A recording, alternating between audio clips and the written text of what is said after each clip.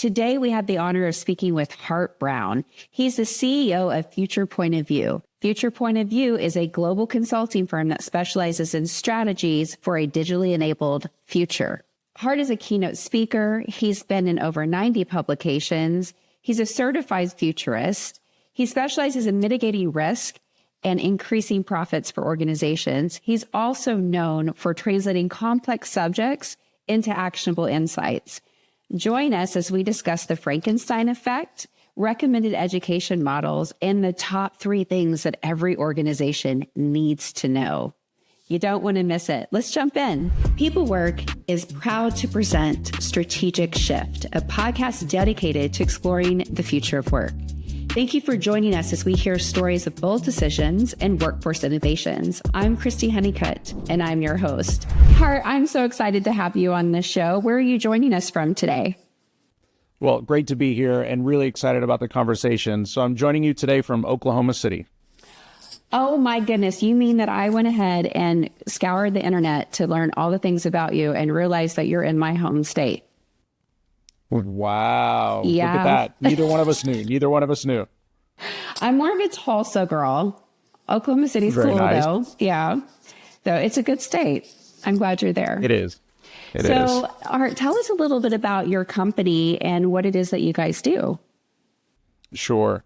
So the company's name is Future Point of View. So we help our clients and organizations think on multiple horizons into the future. So 2, 5, 10 years into the future, and then advise them about what it is that they should be investing in now to create the future state that they ultimately desire. So what does it look like economically, financially? What does it look like technologically? What does a customer, client, what do all of those elements look like? And right now, everything that is coming to us from our clients, all of the questions coming to us are about artificial intelligence. And so we like to say, for us, we make AI make business sense. I like that. Well, you're probably coming up against a lot of the fear and the perceptual pros and cons of AI. So curious what you're seeing having these conversations on a day-to-day basis. Yeah, it's been interesting to watch over the past, let's say 3 years when people are really starting to try and figure this out for themselves. In the early days, there was sort of a mad dash. This is a new toy. This is something interesting. So sentiment for people as they're working with AI were quite high. People were very positive overall about AI. What's happened over the last year and a half or so, we've seen that number begin to shrink. And so more and more people are starting to think about the risk of AI and what this really means. We're kind of getting out of toy stage and thinking more and more about what this means for me day to day. And what that ultimately comes down to for us from a psychological basis is we start looking at things like the Frankenstein Effect. And so that is a psychological phenomenon for people, especially when it relates to something that they look at that they may not be able to control. And so hence the creature Frankenstein was created. And as the movie and the book are unfolding, you realize we couldn't really control this thing anymore. And people are using that same mindset as it relates to artificial intelligence, saying we're not really going to be able to control this adequately. And so there's general fear overall with that. And that hesitancy for businesses is causing some problems now as to how fast can they implement it. Yeah, that's a really, really good statement. I was just at HR Tech last week. I think it was last week in Vegas, and I was broadcasting live from there. And I looked, and there's just seas of vendors and wonderful, lovely people in the community trying to figure out what do they all do and what do I need, which is interesting. I've talked to a lot of people, a lot of HR leaders, CEOs, and things like that. They don't know the difference because the marketing teams are so great. And so I'm wondering if you're kind of seeing that, happen or play out, because I'm seeing that, because what they told me is everyone says the same thing. But when you dig into it, that's where they start to see, well, this is a really good salesperson, but I don't know that it's actually what I need. So what are you seeing, and how would you guide people when they're kind of looking to what to do next? Great questions. And we are seeing the same thing. So there's a lot of blending of the same tool sets for all of the companies. So the offering for many of them looks almost identical overall, which means it's really hard to kind of differentiate different companies and what it is they're using. The other element to this is it's really, really difficult for people to kind of understand what the North Star is. Like, where are we going? Like, why am I going down this path? So I don't want to rush into a platform or a tool or an AI system if I don't really know where it is I'm trying to go. And so we've already seen, 95% of AI initiatives fail to get an ROI. And so the executives are starting to get frustrated. Why am I doing all of this? And so what I try and explain to companies overall, and this is the big picture that really gets lost in a lot of the noise. Right now in the United States, I have 167 million people in the workforce. What I'm trying to do by building out all of this infrastructure, and you're seeing it in the news every day, is I'm trying to create 240 million digital people. And what that means, if I can keep everybody employed, both sides, it's not a replacement. I'm not trying to replace, but if I keep 167 million people employed and I add 240 million digital people to the US economy, what that means is I get a $22 trillion lift at the end of the day. We're roughly $30 trillion in GDP in the US. So I'm not quite doubling, but that's what I'm trying to accomplish. And the reason I'm trying to accomplish that is because right now in a really low unemployment environment that we've been hanging around in the United States for 2%, sometimes less, depending on where you are, there's no one left really to hire. And that's a bit of the storyline that people are missing at the end of the day. I need everybody working, and there is a race, geopolitical race, for who gets the most people working and the most productive the fastest. And that country that's able to pull that off will be the dominant economic country for the next 75 to 100 years. Your brain is showing. Your certified futurist is showing right now. So by the way, Hart, please tell me, what does that mean and how does one become certified in future? No, it's a great question. And so the futures thinking has been around for quite some time. This idea that we can get better and better and better about predicting what's likely to occur next. Now, the challenge with that is the further you go out in time, really the harder it gets to kind of get to the essence of what's likely to occur. So for us, if we're going to do a forecast, especially if it's going to be investable, I want it to be 85% confidence that it's right or better in order for me to tell that client. Now, becoming a certified futurist or going through a futures thinking type of course, which is what many of them are right now, helps you to conceptualize what's going to happen over those 2, 5, 10 years of time based on the signals that you're able to see in the market today. So it needs to have a basis. You grab a couple of signals. They may not necessarily relate completely. It's 3 different news articles that you look at. You go, wait a minute, if those 3 things were connected, what does that look like next? And that ends up becoming a driver, and then that driver ends up becoming a forecast over time. And so for us, one of the things that becomes really important is to leverage data as well as the creative elements to this. So there's really 2 sides. Some people are very creative and very good at painting a picture of what's likely to occur. Whereas for us right now, I want to make sure it's investable, that we have data behind it, that it makes sense for somebody to place a bet now and pay for something that they may not get a return on that investment for 5 years. You are a specialist at mitigating risk, I see. 100%. Yep. And you happen to have a little bit of a translator gift too, right? So I think that you probably take really complex situations and roll them around and then serve them up on a platter for the rest of the universe to understand. That's the goal. Yeah. One of the interesting things of being a technologist overall, and here we are in the news every day, and you're seeing lots and lots of people provide statements and try to provide forecasts and what's going to happen in the future. And I look at all of them and I say, one of the biggest challenges we have, technologists are not great communicators. The reason they went into technology is they didn't like people. And so they wanted just to look at a computer screen. And so now we're trying to force technologists into a position where they have to explain the technology to the rest of us. And that doesn't always go very well. I can speak from my own personal experience that, yes, that doesn't go very well. And EI and EQ are becoming more and more important as we evolve with technology. But there are those really unicorn tech guys and gals out there that can translate and are translators, and they're so needed and so important. I'm really curious, looking at how the world of future work is evolving, your background, your Frankenstein methodology, all the things that you have. What guidance do you have for the future of work for a CEO that's sitting there and saying, I need to move forward. I'm not really sure, right? I'm hearing everything from everybody, but my main goals is retaining my employees, trying to understand if I need to upskill them or replace them. Like, what's your guidance for that? Because I think we're in a era of learning. We all need to embrace learning. Yes. So really, there's so many different areas of that question that become important for everybody. And that is the question that we get from whether it's board members or executives or some combination, like, where is this going? What do I need to do?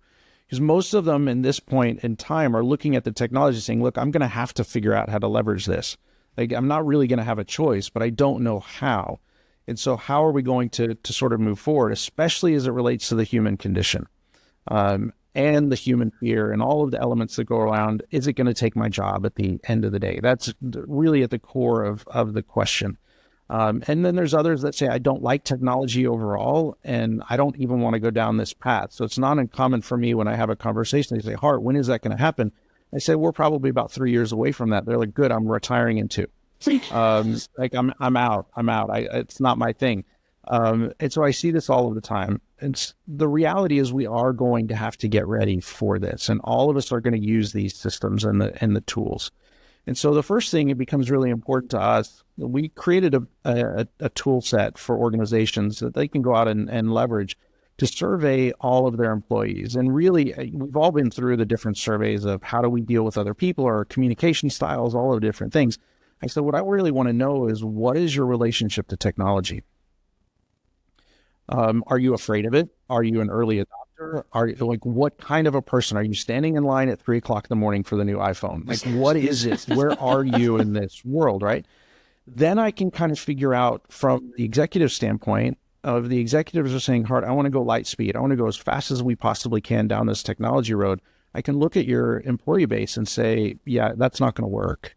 They're going to fight you on it. We're already seeing in Europe, 42% of people will sabotage AI systems because they don't understand it. They don't want to use it. 42%. That's crazy. Yes, we have to address all of those issues. One of the biggest challenges is in the education space. And so I'll give you just a couple of quick numbers here, a couple of quick tidbits. In the United States right now, we have about 1.4 million people that understand AI. I need 17 to be able to leverage all of this technology in a really short period of time. So all of our universities, all of our vocational programs, all of our K through 12 programs are going to have to start to teach this and get people ready for the future workforce. The second part is much more of a mentality perspective. If you look 40 years ago, what you'll see is that we would learn a skill, and that skill would carry us about 40 years. So we learn a skill, we go to work, and we retire. We don't really have to relearn anything overall. 20 years ago, that began to change. And so now we have learning and development groups, and we have to go through, 20 years, we have to start relearning some things. Now in the environment we're in, the technology changes about every 4 to 6 months, and it doubles.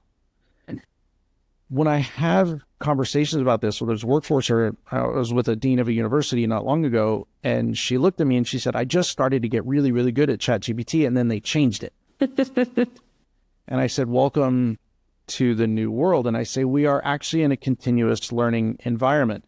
And when I tell people that, they're like, that's great, Hart. I'm a continuous learner. And I turn around and I say, that's wonderful. I love to hear that. I know what that means. It means you read 2 books on your last cruise. What I'm saying now is that the time to learn the skill and the time frame that skill is valuable in the workforce is the same. You're constantly going to be learning a new tool every 4 to 6 months for the rest of your career. And that's a different mindset. It's interesting because we're in a cultural bubble too with all of this technology, right? We're in a generational workforce. We've got the cultural bubble. You mentioned schools and that the K through 12, they need to learn this. They do. But what do we do now, Hart, when they're no longer allowing them to have their mobile phones in class? And so it's just this chicken and the egg kind of a thing that's happening. Well, so here's what I'll tell you. And some of this is going to be determined based on this economic race that we're in, geopolitical race that we're in. I can tell you right now, China has already mandated 8 hours of AI education starting in kindergarten for students every single year. That's crazy. Yes. And there are ways for us to do that. Like, I sometimes look at some of the strategies around the world and I don't really want to like them. They're non-US strategies. I say, I want to win. I want to be competitive. And I look at some of the strategies and I say, well, that's actually pretty good. And so we are going to have to teach all the way from kindergarten on up what these systems are. There's really two pathways for AI overall. One pathway is we got to teach them what it is. The second is we're going to leverage more and more AI to help them in their own learning journey. We can improve outcomes, learning outcomes, if we can leverage AI. I'm not trying to replace teachers, but let's leverage the technology where it makes sense to do so. And to give you a sense, even in the higher ed space, so NYU in the early days, they banned all AI, ChatGPT. Stanford Business School completely adopted it. And I said, really, the answer that's at that level is probably somewhere in between. I'm going to go and assign you to use an AI, ChatGPT or something else. The assignment is not necessarily to use it. It's to tell me why it was wrong. And now I'm really building the employee of the future. Well, and that makes me think largely and selfishly, I've been in the talent and HR space for 20 years and former people officer and all the good things with that. But I think about compliance, and also it's a dirty word because I've heard so many people in the industry use it as almost like a shield. Oh, but compliance, whether it meant that or not. But I do think about compliance because at the end of the day, you want to reduce risk on your organization and any potential lawsuits that could come with that. We all recently saw the Workday situation that played out in the news, right? Right. What is your guidance to organizations that are holding that compliance shield as a defense mechanism? How can we help them kind of lean in and feel safe? Yeah, it is one of the biggest obstacles for organizations, right? Is they have this dynamic, we've got to go. And then you have a handful of people or a department that's saying, like, we're not ready for this. And I understand both sides of it. We're also in a pre-regulatory environment right now. There are no guiding regulatory rules for us to say, well, if we just do this, we're going to be okay. And so what that means is we have to rethink how to build a governance model over the top of these systems. It's not impossible. It is relatively easy to do, but it is going to create some structural change. And I'll give you one interesting element of this.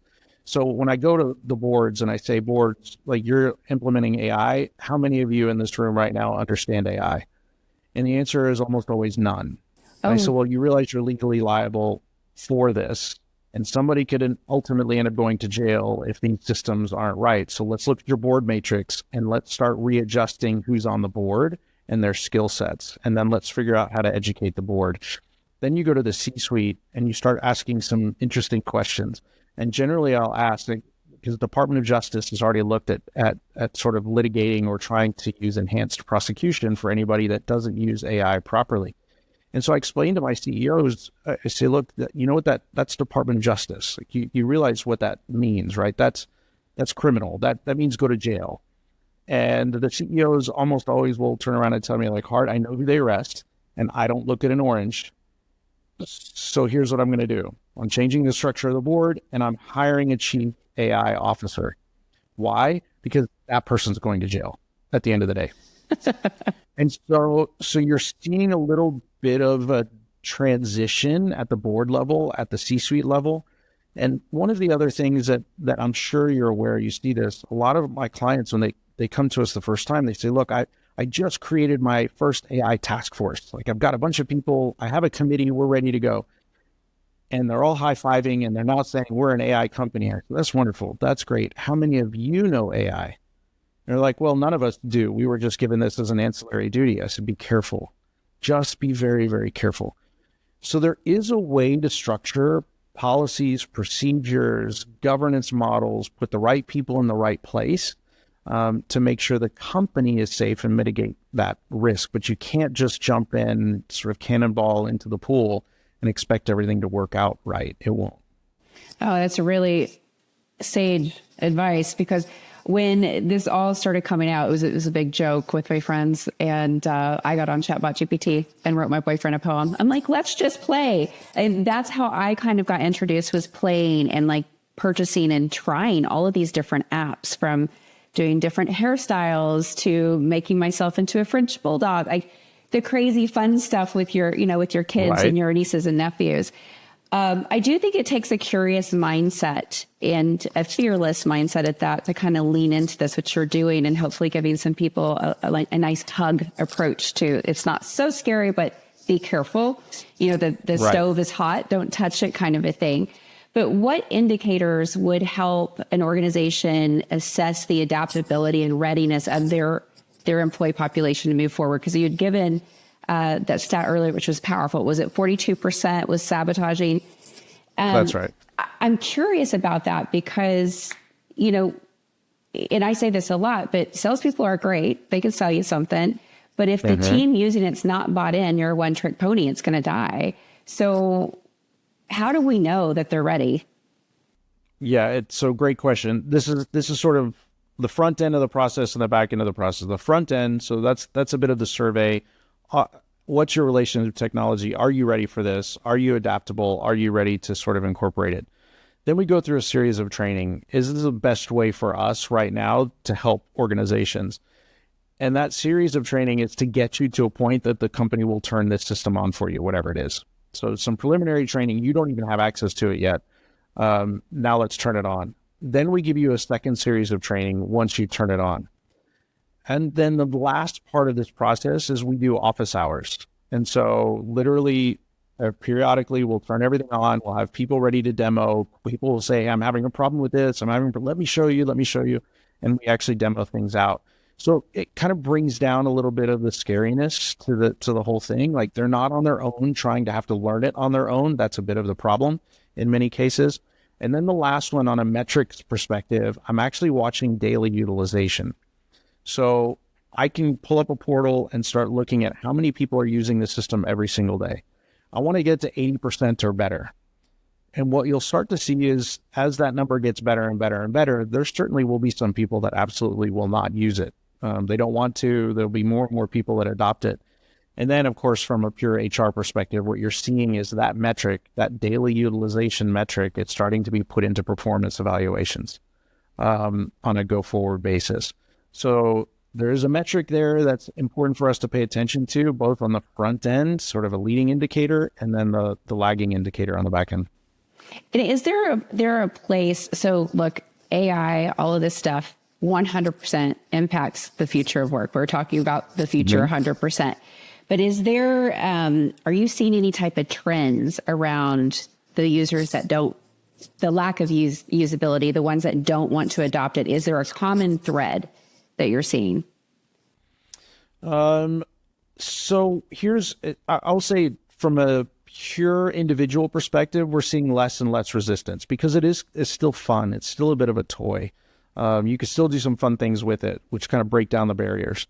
Where I am seeing it more and more on the organizational level is they're starting to get more and more concerned about their data and where is it going and what's happening to it. And so they're shutting things down and trying to force people not to use it.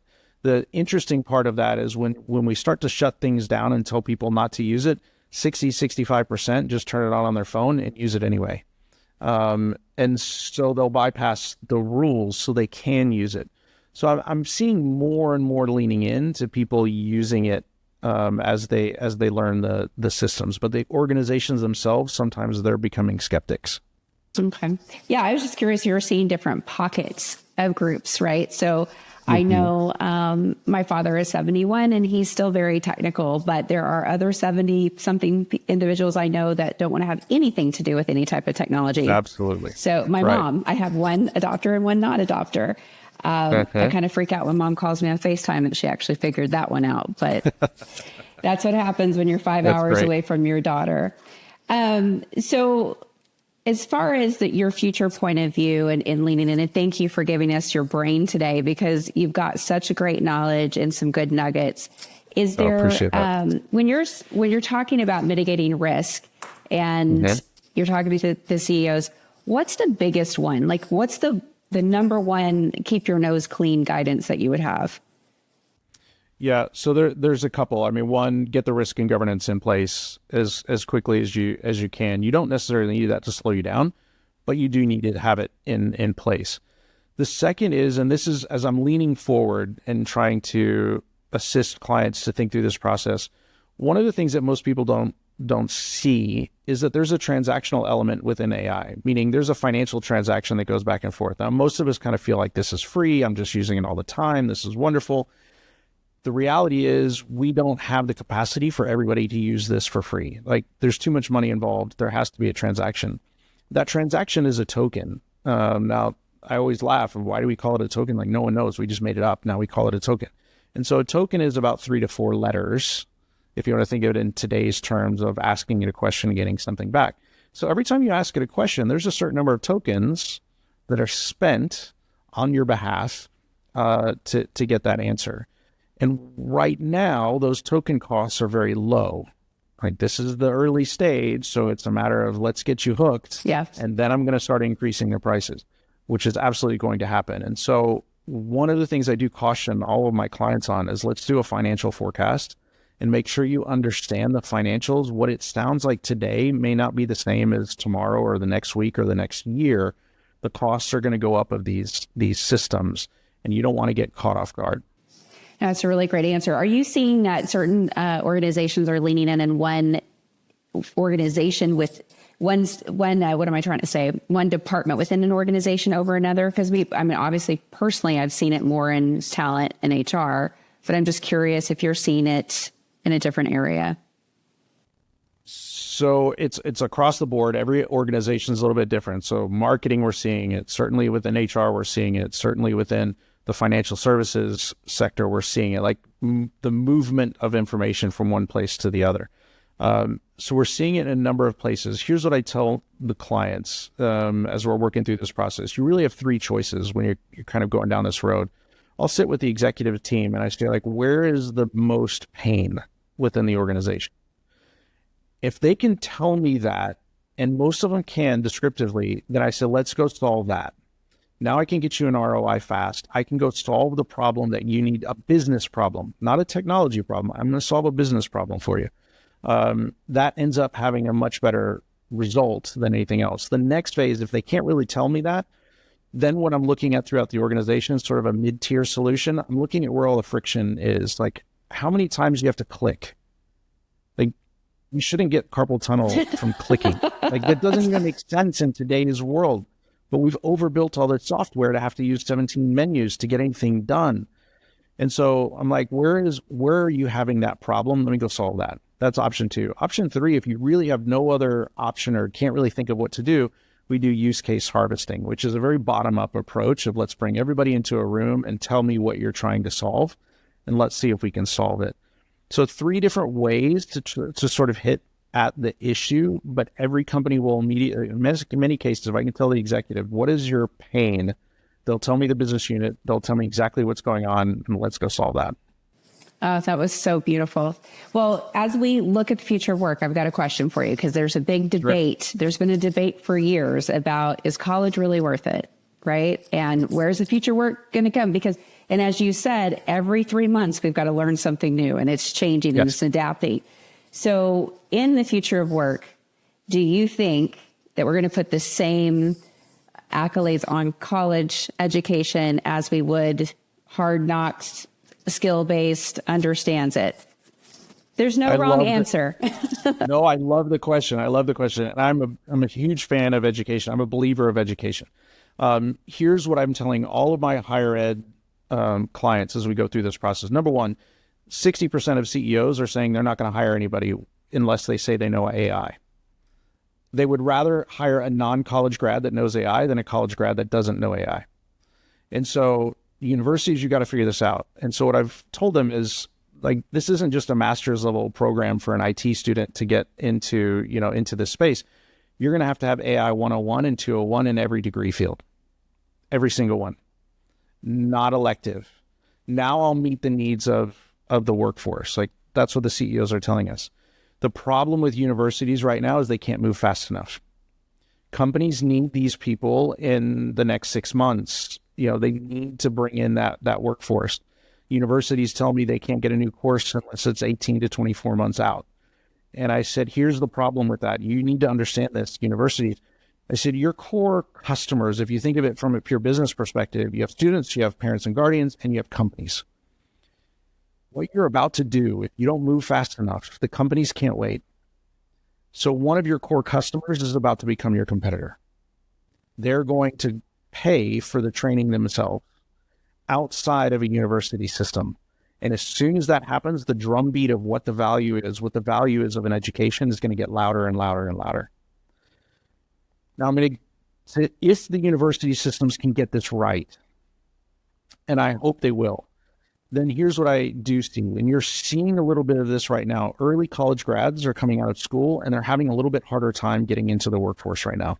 There's a little bit of disconnect. What I think is interesting, if that disconnect lasts over a period of time, then what I see is those entry-level jobs that we've relied on early college graduates for are becoming less important. So what's the reaction for that? Is that it's highly likely more students will stay in school longer.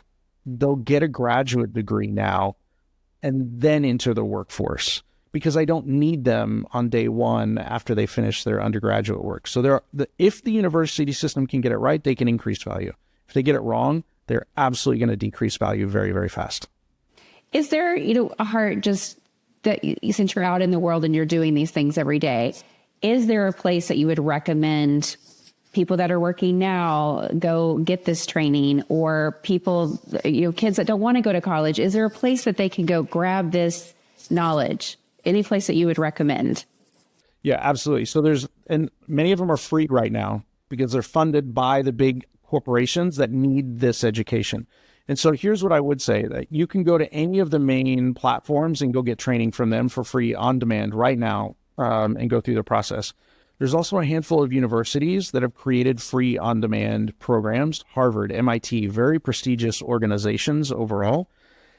What I would encourage people to think through, and you're going to see more and more in career tech programs and universities and K through 12 opportunities, I would tell everybody, make sure you get a piece of paper. Go to a certified program. Don't just try and go tinker and learn on your own. You want a piece of paper. That piece of paper needs to go on your resume, and that becomes the risk and governance sort of process. You become more valuable at the end of the day to the organization. I can tell you, as someone that's been in talent for over 20 years, everything you're saying is 100% true. So guys, please go do all those things, because there are indicators that will let an organization know that your trajectory for growth is so much higher than your peers. And this is one of those items, hands down, full stop. Right. So, well, Hart, this has been a wonderful time getting to know you and your genius. Is there anything you'd like to share with the audience before we drop? No, I think we're all on this journey, whether we really want to be or not want to be. We're all in this journey together. And it's important for us to figure this out and get it right. We have to have human value alignment with these systems and make sure that it's doing what we want from them. I'll say one other thing, because this is really intimidating for a lot of people overall. I try and give them a bit of a North Star, and I say, look, by 2030, about 30% of our day is highly likely to be automated away. That means we get 30% of our time back. What I think is really interesting about this, for all technology that we've all known forever, it's made us less human. You have less and less contact with other people. And so one of the things I think is very interesting is, if we get it right, is this the first technology that makes us more human? Do I take that 30% of my time and spend more time with family and friends? Do I go to the soccer game or the basketball game or the tennis match that I couldn't go to before because I said I was just too busy? I didn't have time. Do I go to dinner? Do I go have coffee? Do I actually do things to spend more time around people and become more human? And I think that's a wonderful way sort of to look at this overall. What's the pot of gold at the end of the rainbow? Why go through all of this? I think it's to spend more time with each other at the end of the day. I love your spin on it. I do. I definitely do. And I hope everybody subscribes to that belief, because I agree with you. Thank you so much for that. And thank you for holding space for the conversation. And thanks again. Thank you so much. It was a pleasure to be here. All right. Bye, guys. Thank you for listening. I'm your host, Christy Honeycutt. Be sure to subscribe to Strategic Shifts so you never miss an episode. And tune in next time as we continue to explore innovation in the future of work. See ya.